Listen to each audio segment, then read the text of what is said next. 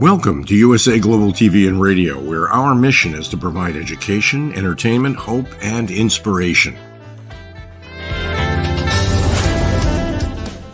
USA Global TV and Radio connects you with experts and audiences all around the world every single day to help you succeed in business and to live a richer life.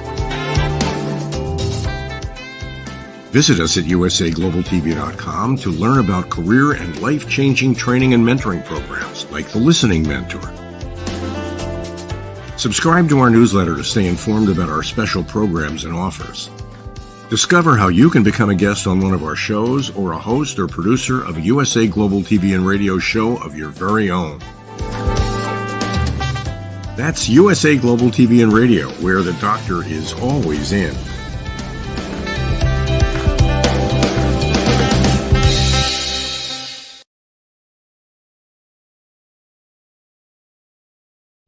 Hello, everyone. Welcome. Hopefully it's welcome back to USA Global TV and Radio, where we provide world-class education, entertainment, hope, and inspiration.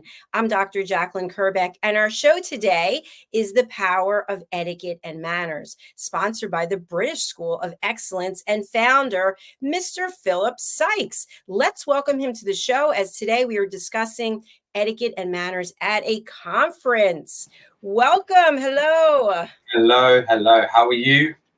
Super excited. It's Friday. Yay. Absolutely. Lovely to see you, Dr. Shatler. Look fantastic in red. Thank you very much, Philip. You look fantastic as well. And you've been literally all over the world. I'm having a hard time keeping up with you. Tell us where you've been and what you've been doing. Thank you. Yeah, a few weeks ago, as some of the viewers may know, we were in South Africa delivering some coaching and training and doing Train the Trainer, the first live one we've done since March 2020, which was a great success and a joy, and nice to be in a warm climate as well.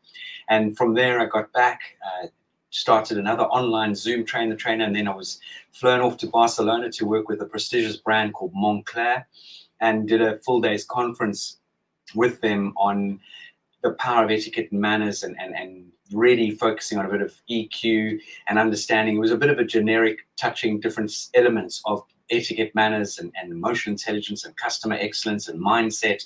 And then back to the UK, and gee, it's just been a whirlwind tour for the last couple of months, actually. And you say you can't keep up with me. I don't think I can keep up with me myself.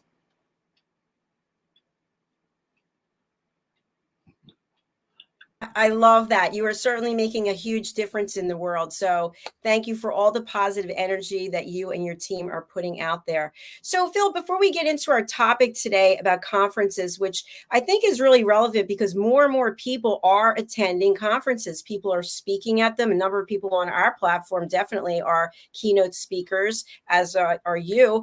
And people seemingly forget that there are some manners and some protocols that they should follow. But tell us about the British School of Excellence and the value that your cohorts and the graduates are gaining by going to your school and taking your courses. Yeah, it's a real privilege to be in a position that we're in the sense that we work with the most spectacular people from all over the world and all ages. And our vision and focus is building confidence, changing lives. That is one of our strap lines. And the other line is live, learn, teach, inspire. Taking people who are a little bit more mature, who've lived a lot, they've learned a lot, they want to go into coaching and training, and they want to inspire people to put their best foot forward. And that's what we do as an organization. All our material is focused on instilling these great words of etiquette and manners and emotional intelligence. And under those three sort of titles, it's like tentacles of even more legs than an octopus. It really is, because every aspect of our lives is how do we show up, how do we put our best foot forward, and how do we make other people feel. Are we consistent in our behavior, and are we making a difference to ourselves and then as a result in this world? And as an organization, we really do make it our business to give you these quintessential tools. I always use, it's very much H to H, human to human, and one size fits one size does not fit all.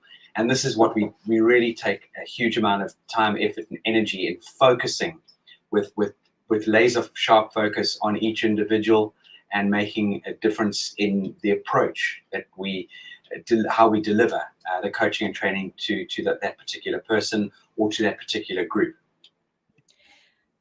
And the success rate is phenomenal. It's actually brilliant what it is that you're doing there, and the key learnings that you're instilling into each and every person who comes through your doors.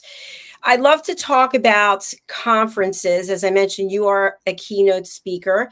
And one of the things I think that was kind of eye-opening for me is that in some cases, as a speaker, it's a paid position, and in other cases, it's a barter or trade. And then in some cases, you actually, not you, I'm saying in general, a person actually has to pay to be a keynote speaker. So is there any etiquette and manners in being a speaker?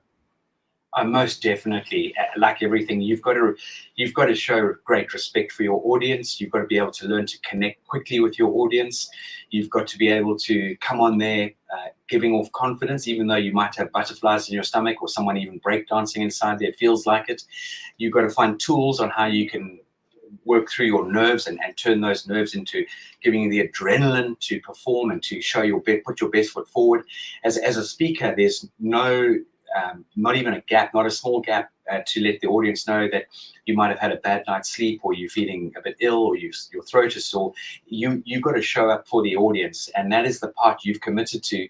And one of the big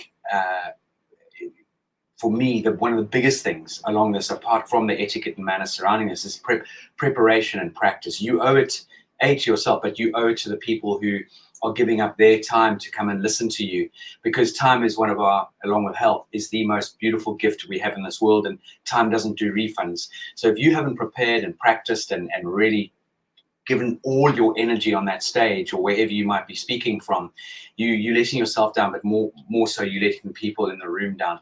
There's a lot to think about when it comes to engaging with people. One of the other areas that's fundamental, which Dr. Ivan Meisner, who set up BNI, the Business Network International, when we had our Live, Learn, Teach, and Inspire program it was last year already.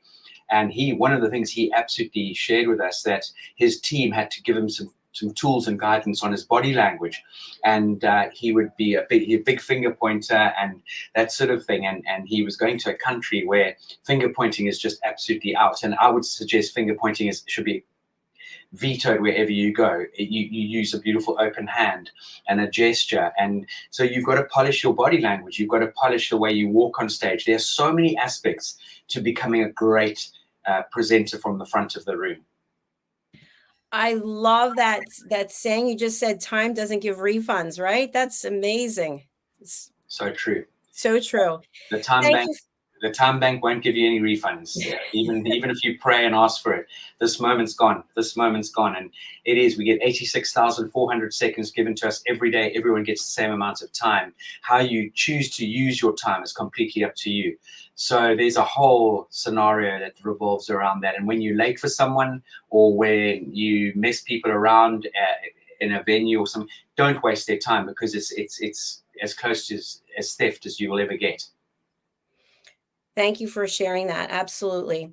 Philip, just to go back to what you were sharing, you are the speaker, you're there, you know your subject, you feel confident in what it is you're presenting, and there's some people in the audience who are being disrespectful to the speaker. Maybe they're heckling, they're yelling things out.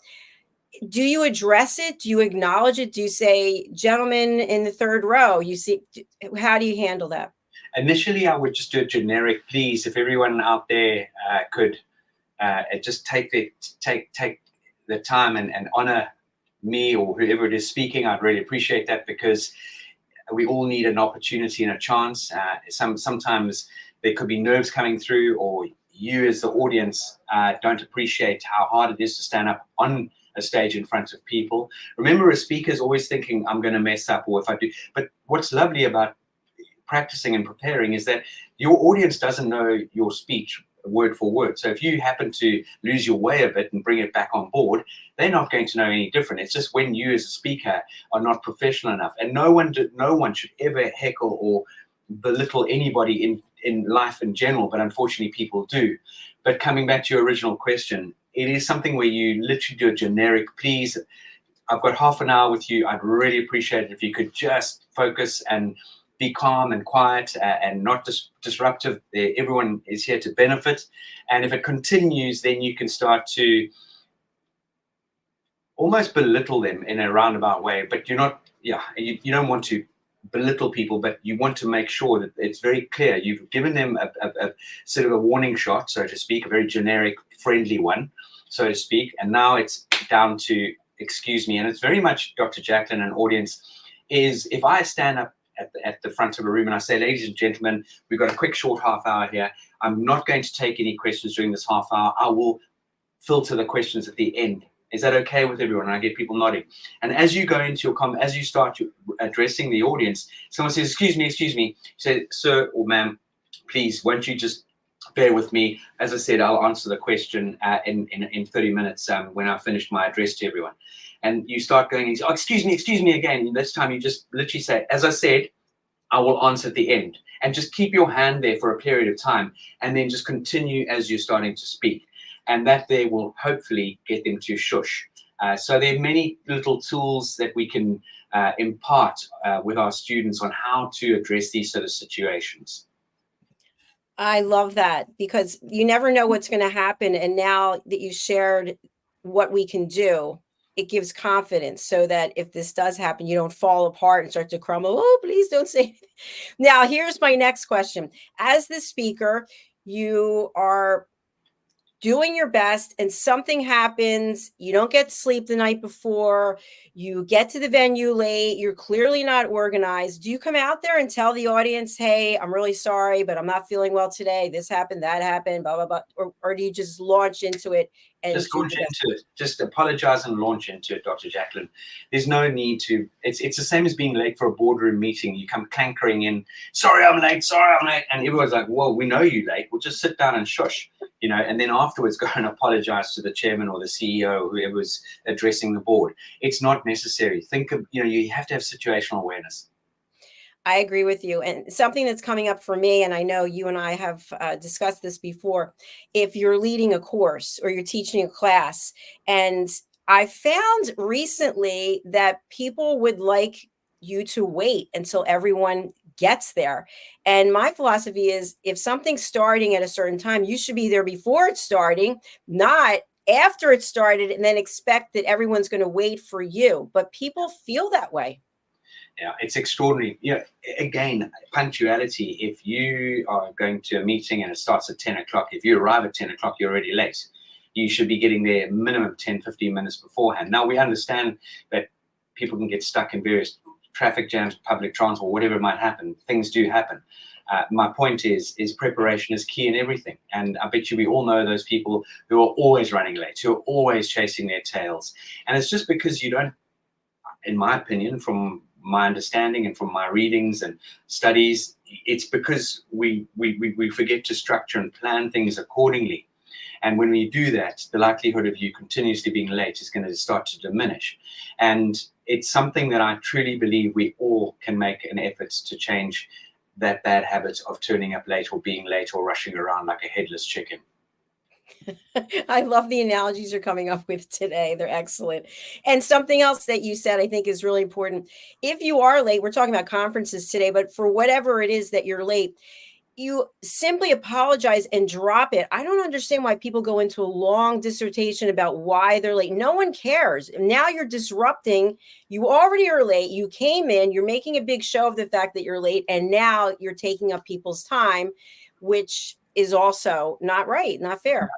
Just apologize if it's appropriate to. Otherwise, wait till the end to apologize and leave it at that. It's the same sort of thing. If I put my foot in my mouth and said something not appropriate toward you, Dr. JACALYN, or I made a faux pas. I'm so sorry, Dr. JACALYN, as we're talking.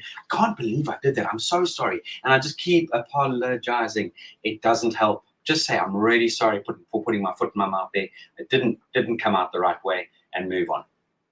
Absolutely. And sometimes I've seen this where it becomes a passive aggressive thing, that someone says something demeaning to someone else. And then as they're explaining why it is that they did that, they end up putting it on the other person. Yeah. Well, I wouldn't have said something like that if you didn't do X, Y, and Z. And now all of a sudden you are the problem instead of the person who made the statement to begin with. Yeah, but that's not the way to apologize. You have to apologize, and you can't ever go down the route of saying, I'm apologizing, however you started. That's not going to go down well at all. It's not an apology at all. Exactly. So thank you for that quick diversion. So let's go back to conferences. And we were talking about the speaker, the presenter. What about when you finished delivering your content? Do you then try to solicit feedback from people? Hey, I'm finished now. I'd love to know what you're thinking. Anybody want to raise their hand, or how do you handle that? Are you, sorry, am I correct in understanding that let's say I've been speaking at the conference and now I'm engaging with my audience. Is that correct? Yes. And you want to know from the audience right there on stage how you did. That's also, I think, in the right sort of situation, you can absolutely do that, especially in what we would call a more sort of nurturing environment, an environment that you may know most of the people in the audience or all of them, and you can get some really good feedback from people and some good questions from them, which will then give you the confidence to be able to answer questions clearly, consciously, precisely. And remember, in this journey, we do not want to start talking in highfalutin Swahili or highfalutin whatever language. You keep your answers very, very clear and to the point, so much so that a youngster could understand your answer. Again, having said that, if it's specific to a specific industry, as in the pharmaceutical industry, for example, as in doctors, there will be big words that come out, which is specific to that industry. And hopefully everyone in the room is understanding your answer or the message you're getting across. Fantastic. Thank you. One more question in reference to the speakers. So let's say you're introduced by someone, you get up, you give your presentation. Can you then start promoting yourself and things that you've done, maybe packages that you offer, books that you've written, events that you're going to be hosting, or is that something that really is taboo? For me, a great question. I'm going to answer that in two ways, if I may. And one of the ways is if you are endorsing yourself, as in when people sit in a room, whether you're coaching them or training them or you're delivering a keynote speech, people firstly these are unanswered questions. They're going to think, well, who are you? What do you know, and why should I listen to you? What's in it for me as the listener, basically? And when you take that on board in that light as a speaker, you've really got to prepare yourself to be able to address those unanswered questions. That is for sure. And in our courses, we actually have a a section in Train the Trainer, which is very powerful on presentation skills. We deliver that. It's a big part of our Train the Trainer. And with that specific scenario, when it comes to presentation skills, we really talk about ethos, pathos, and pathos. I'm trying to think of the other one. Oh, come on, Dr. JACALYN, I need a little ethos, pathos, and not kudos. It'll come to me. But my point is that we have the opportunity. We call it the speaker's triangle, and we really give people the audience. So it's ethos, pathos, and logos. So the message is logos is the message. In other words, it's a term for logic in Greek, but it's also been made to represent the facts and the research and what proof or evidence. If you're making a statement or you're claiming something. So logos is something to convince the audience that what they're hearing or seeing is either well researched, well built, or otherwise worth their time. Then the pathos side of things is very much focusing on, we need to bring emotion. So it needs to be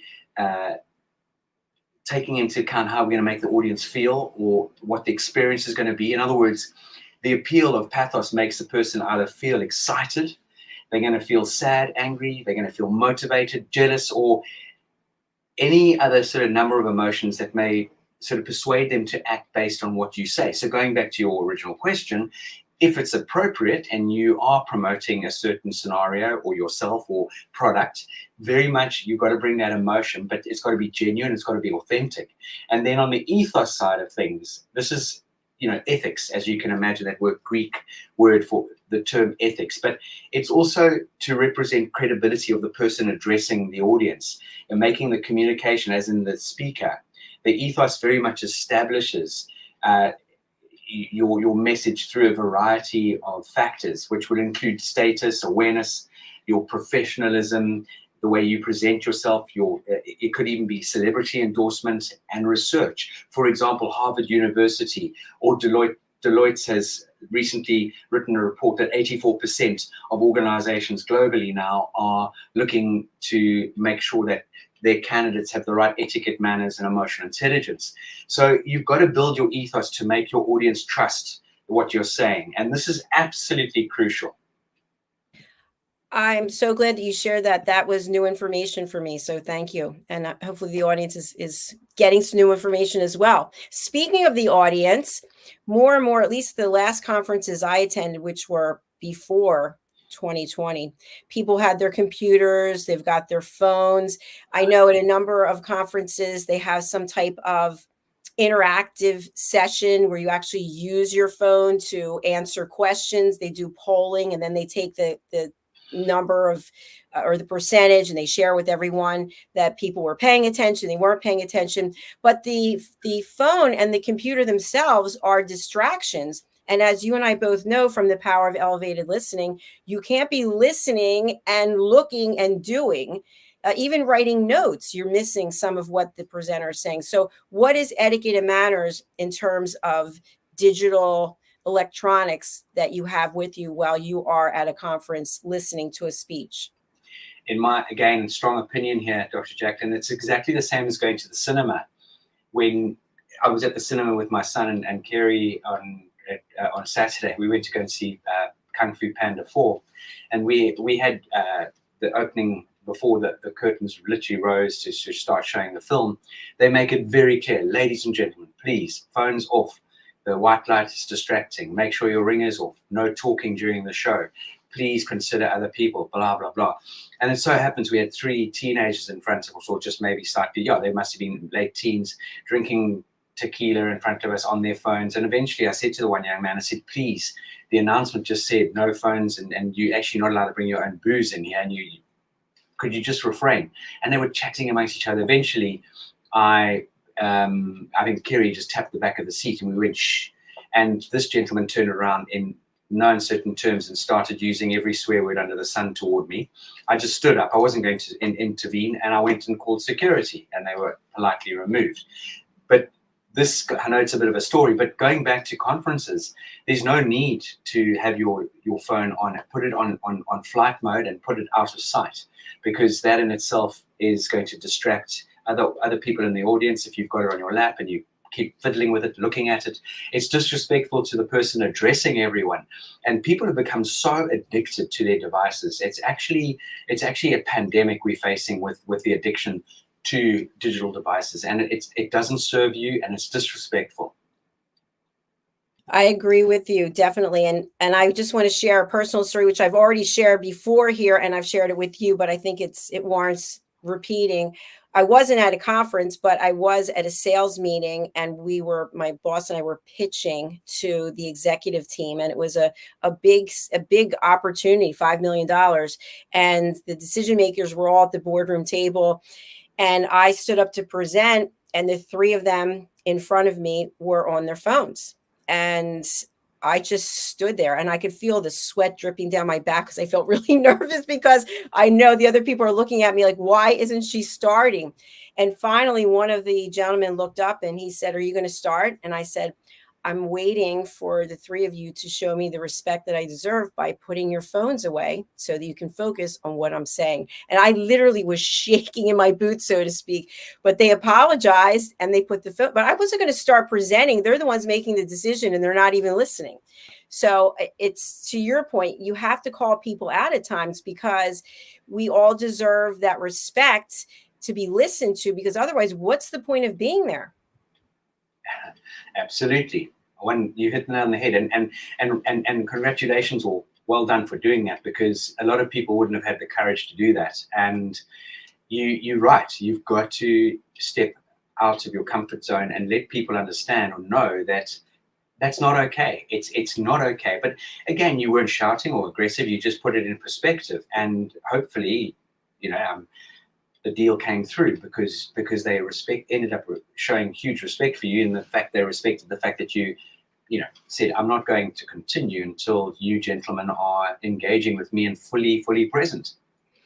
Absolutely. Well, we continued our negotiations for several weeks, and then they decided not to go with us because we were more expensive. But They lost out. They did. But that was ages ago. So what I want people to take away from this is that how you show up as a human being, other people are watching. Somebody's always watching. So if you're not engaging with the presenter, this is something else I've seen, where a person has a challenge staying awake.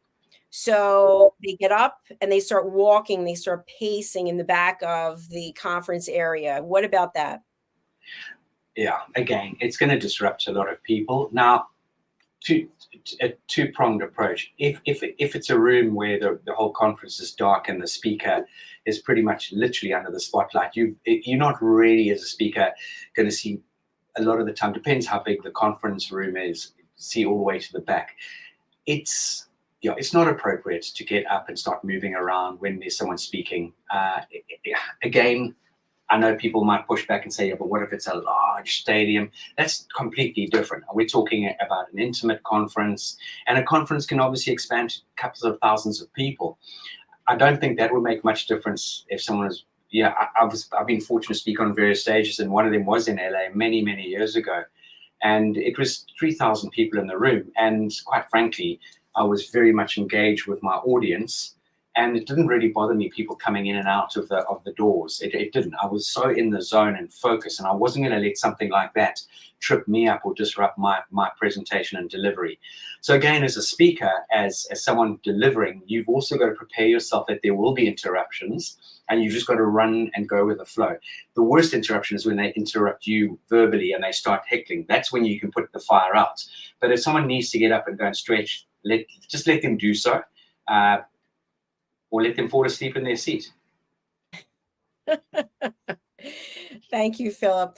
And this one, I can't even believe I'm bringing it up, but I've seen it so many times where people are having private conversations during the presentation.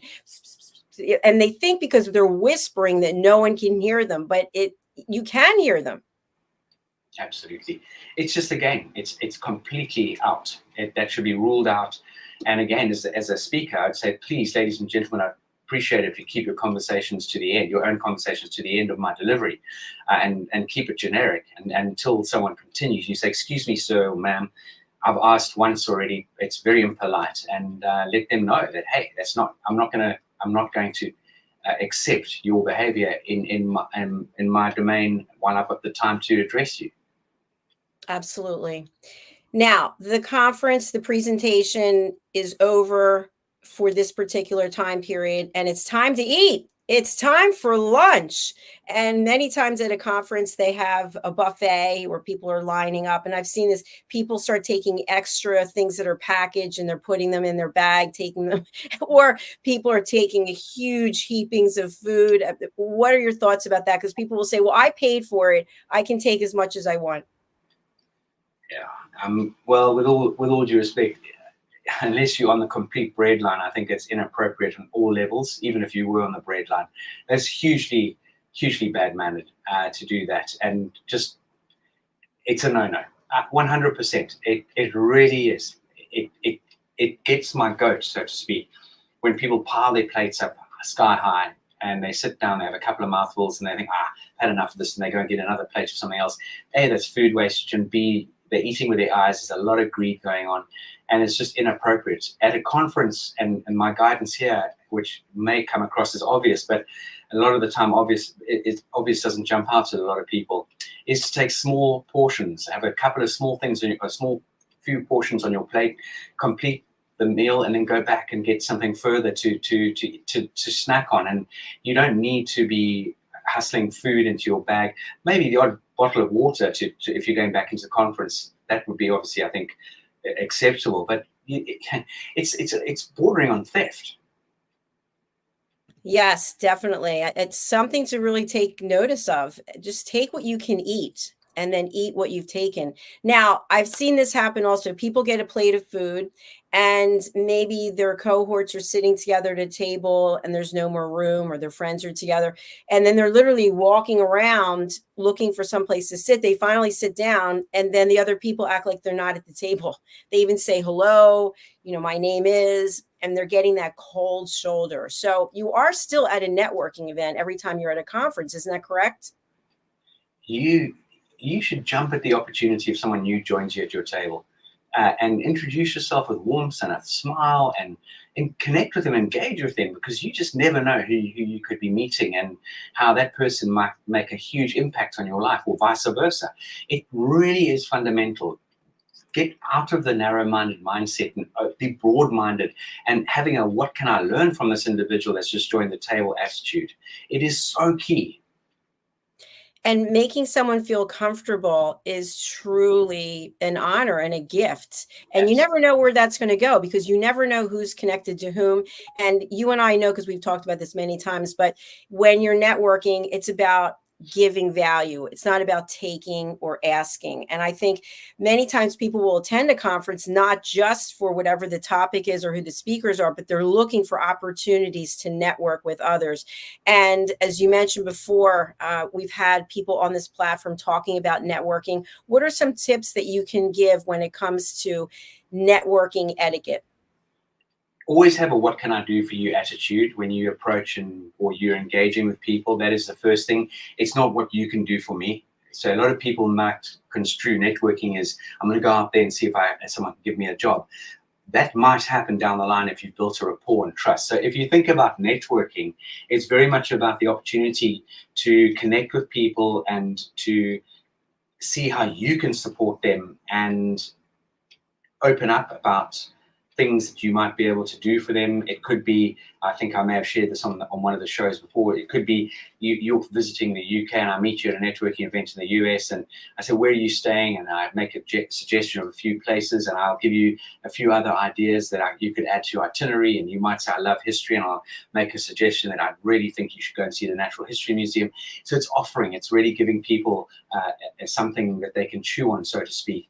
And again, with networking, one of the things that a lot of people fall down on is they forget to follow up.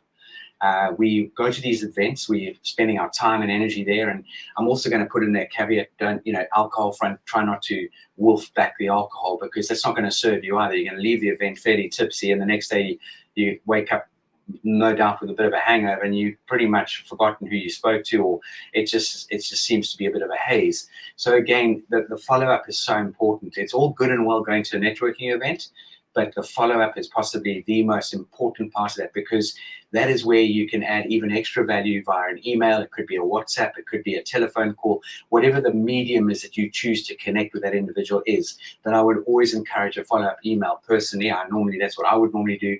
And again, I would reiterate some of the material about the conversation we may have had. Again, offering my services in that if you ever come to London, please, I'd really appreciate having a coffee with you, and I'd love to show you around, or these are the hotels I mentioned to you last night that I think you would enjoy staying at, and so forth. So again, it's so important that we look at networking as such an amazing opportunity to build our network, as in our network becomes our net worth. And a lot of people don't understand the value in this. I absolutely agree with everything you shared. And a question that I have, which we've discussed also before, but still pertinent. What about the paper business cards? Is this still the way to go, as opposed to you can, I don't remember what the app is, but you can get an app on your phone and the information goes there. I don't know how that works, but do you still give out business cards? I think it's crucial to have the old school business card on you. I really do. And I would suggest taking it one step further to have a good quality business card. If I could demonstrate the width, the thickness of my business card, which I've got one here, but it's going to be very difficult to sort of explain it or demonstrate it over the channel right now. But to give you an equivalent or an example, it's almost as thick as a credit card, or as structured as a credit card. It's a beautiful, thick business card. People always ooh and ah over it. They almost look at, they think they've been given 2 business cards. The writing on your business card should be at a level where it's slightly bigger print than usual, because whether we like it or not, the light in a room might be bad. Even having glasses on, you're still tilting the card to try and ascertain what has been written on that card and the name of the person. Again, a business card is a great connecting tool, because when someone gives you a business card, what a lot of people fail to do is hang on to that business card and ooh and ah over it, and they normally just throw it into their pocket. Whereas you take that business card and say, Dr. JACALYN, wow, where did you get your doctorate in? And I see you're a chief listening officer, and you also focused on X, Y, and Z. That is fascinating. Now I've got the opportunity to really connect on your name, to really start answering some poignant questions that you can relate to and that you can give me some input on. So the old-fashioned business card, I'll always say to everybody out there, have a couple of printed. They're not going to break the bank.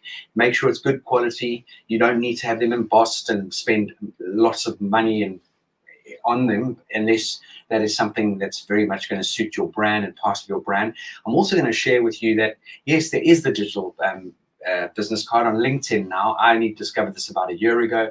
You can go to your LinkedIn, tap on your profile, and a QR code comes up, and you can zap the other person's QR code, and then you can send an intro message right there and then put the phone away. It must be on silent, not on vibrate, because you'll be going around the conference or the networking event with your bottom going zzz, zzz, zzz. So again, I think it's very important that you're showing respect by having the phone out of sight, unless you take the other person's business card via a QR code. Yes, I agree with you. I actually had business cards made up for USA Global TV and Radio, and they are thick. Like you could tap it on the table, and it's bold writing with our logo, and there's not a lot on there. It's just our website, our YouTube channel, the logo. And I love giving that out, because people are like, wow, this, they're not going to be able to get rid of it easily. That's for sure. And then my other business cards for Dr. JACALYN LLC, I have thicker paper, rounded edges, and my pictures on the front. And then my information's on the back. So I don't know if I like that. It's a few years old, but they're different businesses and they have different cards. Yeah, that's important to differentiate your businesses. It gets too confusing these days with people. People have got a very short window of concentration now. With all due respect, we're all in that boat, and that's where we can get into so many different elements of, have you prepared your pitch? In other words, your personal statement. It's no longer an elevator pitch, because no one's got 30 seconds.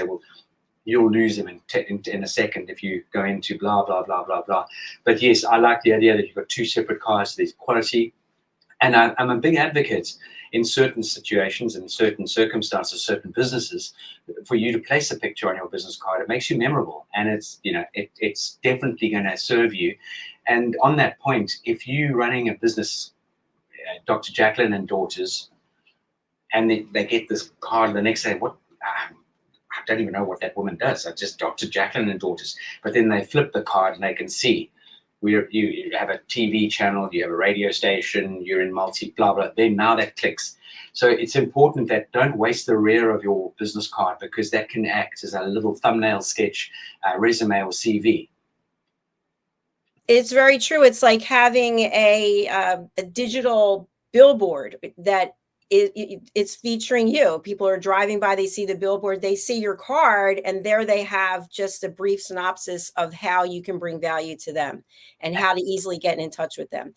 100%. So Philip, I want people to be able to reach out to you, and you've got a number of ways that you're bringing value and helping people. Tell our audience, especially our new viewers on Roku Worldwide and Amazon Fire, and all of our loyal viewers. We've got some people on Instagram as well. Please let us know, what do you offer at the British School of Excellence, and who would find value in what you offer?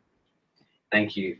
The school is very focused on the base and the foundation being etiquette and manners and emotional intelligence. Leveraging off that, we work with children from the age of 6. We have an amazing program called Etiquette. We are about to launch a few new teenage programs. At the moment, we've got mindset and confidence, mindset and money, mindset and resilience, and mindset and mapping for teenagers, as well as the polished student and the polished graduate.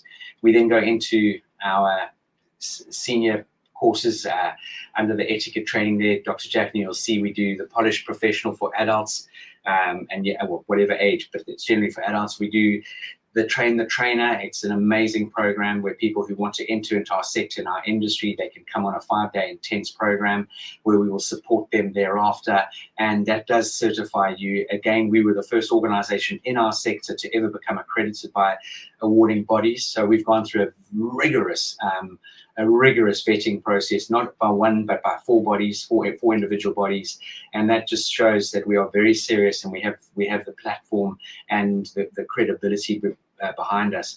We can do one-on-one programs, we can do classes. It's very, very flexible. We are very adaptable to people's wants, needs, and desires. As I mentioned, Montclair, for example, focusing on the customer excellence, the attention to detail.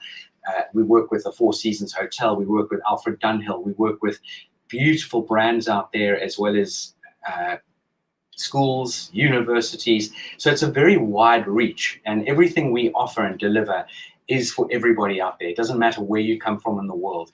The material we deliver is very focused on helping you build your confidence and learning to put your best foot forward. And that is what this is about. It's not about airs and graces. It's not about a list of do's and don'ts. This is a true lifestyle choice. This is something we are fastidious and passionate about when it comes to helping people grow and succeed. And for those who were watching the screen, we were displaying your website, thebritishschoolofexcellence.com, and you have a big event coming up. What is it, and how can people participate? Well, firstly, we've got Train the Trainer live here in London, and that's taking place the second week of June. And we would love you to come and join us in London. It's a huge experience. We've got a wonderful itinerary lined up for those 5 intense days. And the week off the back of that is we have what we call the London Experience, which I believe may not even have any spaces left, but people are very, very welcome to look on our website, sign up for the following year. It is a real treat and an in-depth experience into London, and we've got some hidden gems in there that, with all due respect, the average person would never discover or even get a look in on. And it's come from years of building relationships and engaging with people who have opened the door for us in so many wonderful ways. The other thing is we're going to be launching our Live, Learn, Teach, Inspire this month. I believe it's the middle of the month.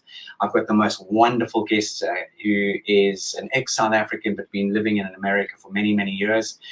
He has an incredible story to tell. He's a motivator. He's spoken on some of the biggest world stages. He has traveled the world changing people's lives and changing company cultures. He is just fascinating. His name is David Fabricius. Marketing material will be going out on the different channels very shortly, and I would love all of you out there and share, let people know what we're doing as an organization, and we would love to have that opportunity to connect with anyone out there who would like to just even inquire about what we could do to help them and support them. Congratulations. So, by the way, the website looks phenomenal. And as we've mentioned, every time you have a graduate from your program come onto this show, what they've accomplished, what they are accomplishing, what they continue to accomplish is just world class. So for anyone out there who's watching on the live or the replay, please do reach out to Philip. We have Philip's information here. You've got the website. You've also got the email address. You've got the WhatsApp phone number. Philip, which of these is the best way to get in touch with you? Your email address? Email is hello@thebritishschoolofexcellence.com, or we have WhatsApp buttons on our website. So we love engaging that human to human. And while we're on this, this is a beautiful book called My Etiquette and I, and this is written by Etienne Akapasong, who's based out of Nigeria. She did our the trainer program many years ago. She then did very kindly ask me to write the foreword of the book, and then this book arrived beautifully packaged many years ago, and I had the privilege of writing the foreword in here. Not only that, has this young lady she's gone on to set up the Etiquette Africa Institute, and they've just held a 2-day conference in Africa, bringing African leaders from different parts of Africa together over the last 2 days. And I was very graciously awarded an award for my contribution to civility through Africa, and it's a great honor to have accepted that. But it just goes to show that the people that walk through this door are serious about making a difference. We'll give you those tools in order to help you on your journey, and we will support you right through that journey. Please do reach out to Philip. I can personally advocate for him and for his team. They are world-class, exceptional at what they do. And Philip's a great person, by the way. He's a friend, and I really love working with him and our chat. So, Philip, thank you for taking the time. I know how busy you are, and I look forward to chatting with you over the weekend, hopefully, and then seeing you here next week.